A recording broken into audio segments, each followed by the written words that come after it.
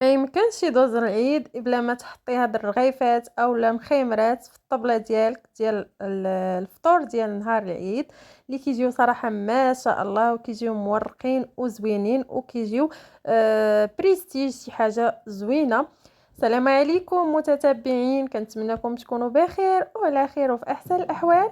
مرحبا بكم في قناتي وقناتكم وصفات اطفالي. يلا نبداو الفيديو ديالنا، بسم الله على بركه الله.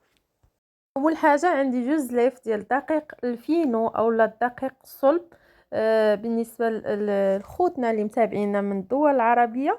وعندي كذلك جوج ليف ديال جوج ليف ونصف ديال الدقيق الفورس، غلبت الفورس على الفينو.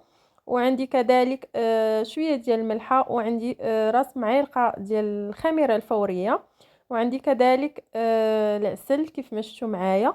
ضروري ما ديروا انكم معلقه ولا جوج ولا على حساب الرغبه ديالكم. هذاك العسل غير كيخليه كيعطيه واحد اللون كيجي محمر وزوين.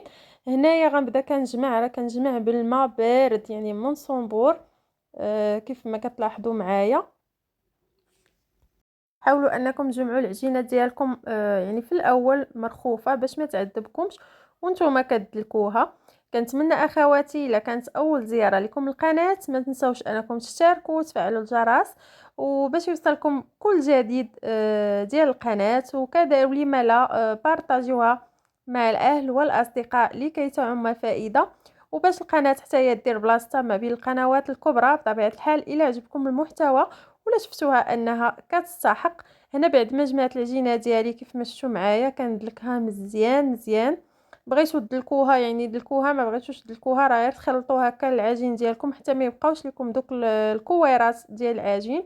ديروها في واحد الكيس بلاستيكي وخليوها يعني حتى ترتاح على خاطرها. كيف ما شفتوا معايا راني دلكتها مزيان مزيان، وكنزيد يعني نرخفها باش ما تعذبنيش ملي نكون كنخدمها. ضروري هاد العجينه هكا يعني انها تكون مرخوفه، ما تكونش قاصحه، لان الا خليتوها قاصحه غادي تعذبكم وانتم كتدلكوها.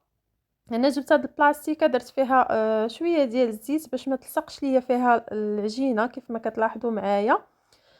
غادي نديرها في بلاستيكه ونسد عليها وغادي نخليها واحد الساعه حتى ترتاح يعني على خاطرها، وحتى داك الدقيق كي يطلق يعني الخيط وكي يولي يعني مرخوف. غتشوفوا معايا النتيجه كيفاش دايره، راه كتجي زوينه.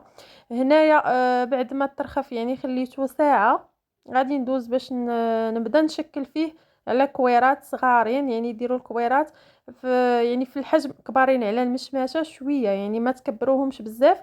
الا بغيتو يجيكم بحال هذا الحجم هذا اللي شاركت معكم ديال الرغيفات اولا مخيمرات صغار، دهنوا يديكم بالزيت وقطعوهم على هذا الشكل هذا كيف ما كتلاحظوا معايا.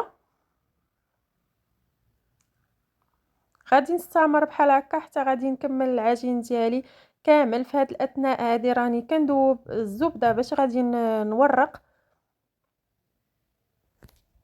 نتمنىكم تتبعوا معايا الفيديو حتى الاخير باش تستافدوا يعني تاخذوا الوصفه وتستعملوها.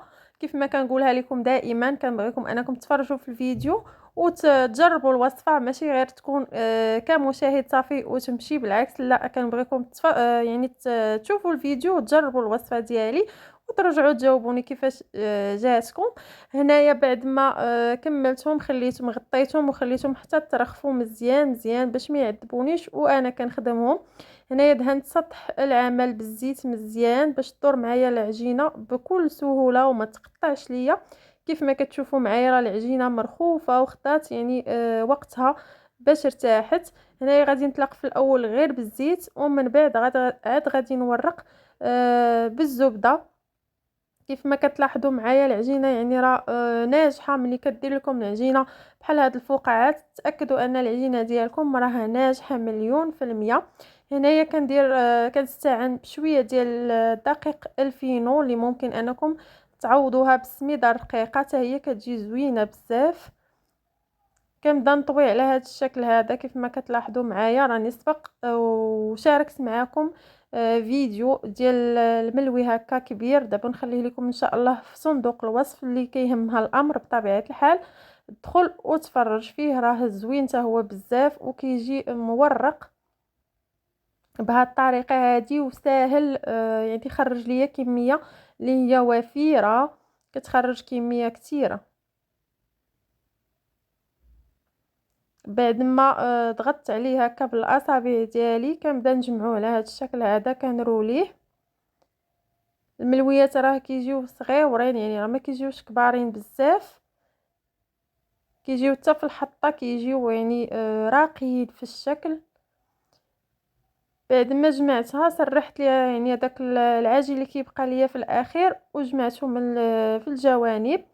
غادي نستمر بحال هكا حتى غادي نكمل الكميه ديالي كامله.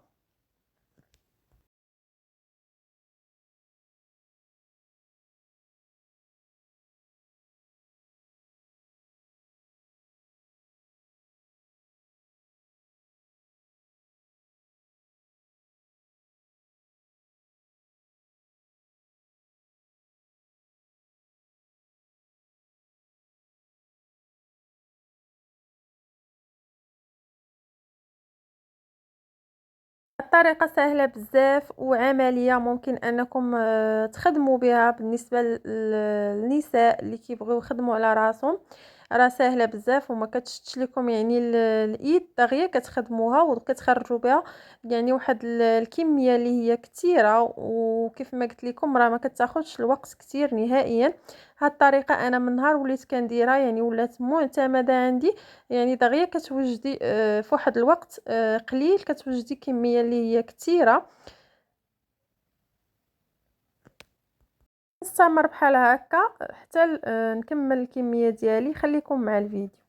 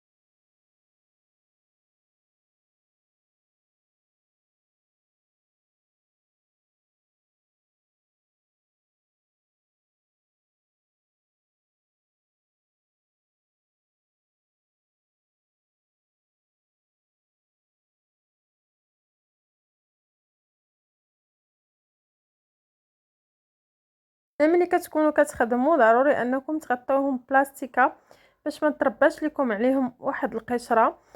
كيف ما كتلاحظوا معايا راه كنخدم وكنغطي هنا. بعد ما ساليتهم كيف ما كتشوفوا معايا غادي ندوز مباشره نبدا نطيب فيهم. يعني غنبدا اللي خدمت هما الاولين كيكونوا ترخفوا. هنا غادي ندير ليهم شويه ديال الفينو كيف ما كتلاحظوا معايا.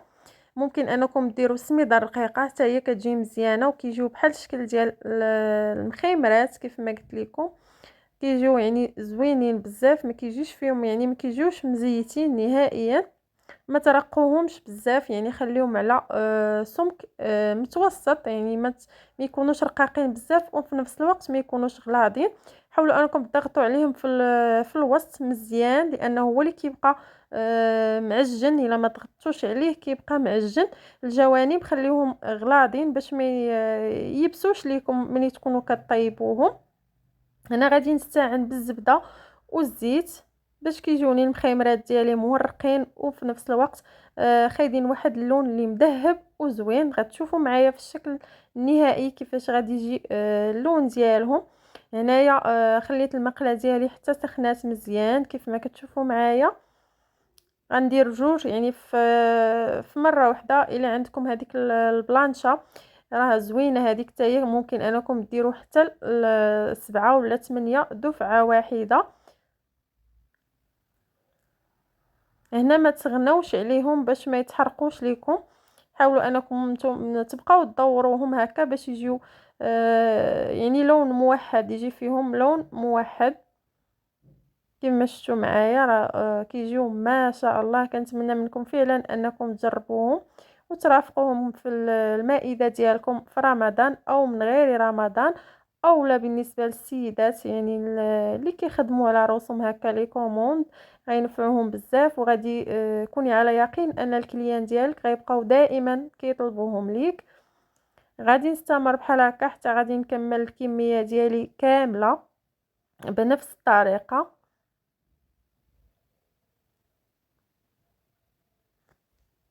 هاي اللون ما شاء الله شحال مذهب وزوين. هذا هو الشكل النهائي بعد ما طيبتهم وساليت.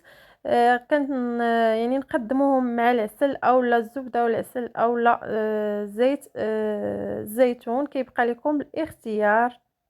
تسالي الفيديو ديالي ما يبقى لي الا نودعكم ونضرب لكم موعد الى فيديو قادم ان شاء الله. مع السلامه.